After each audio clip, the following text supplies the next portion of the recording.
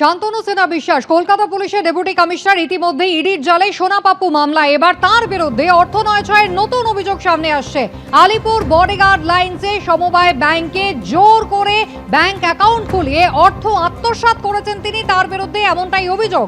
সরাসরি চলে যাব ময়ূক ঠাকুর চক্রবর্তী, আমাদের প্রতিনিধি রয়েছেন আমাদের সঙ্গে। ময়ূক, কতদিন ধরে এইভাবে তিনি টাকা আত্মসাৎ করছিলেন, কারা ছিলেন তার সঙ্গে এই যোগসাজশে, এবং কারাই বা ভুক্তভোগী হলেন, কারাই বা শিকার হলেন?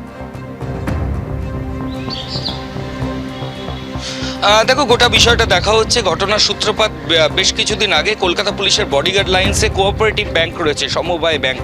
সেই কোঅপারেটিভ ব্যাংকে পুলিশ কর্মীদেরকে জোর করে অ্যাকাউন্ট তৈরি করে সেখান থেকে টাকা নয়ছয়ের অভিযোগ রয়েছে কলকাতা পুলিশের গ্রেফতার হওয়া ডেপুটি কমিশনার শান্তনু সিনহা বিশ্বাসের বিরুদ্ধে।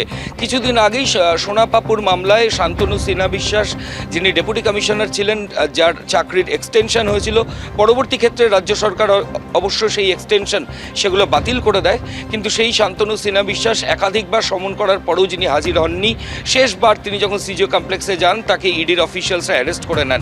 তিনি ইডি হেফাজতে রয়েছেন এবং এই ইডি হেফাজতে থাকাকালীনই এই প্রভাবশালী কলকাতা পুলিশের ডেপুটি কমিশনার, তার বিরুদ্ধে আরেকটা অভিযোগ সামনে আসছে।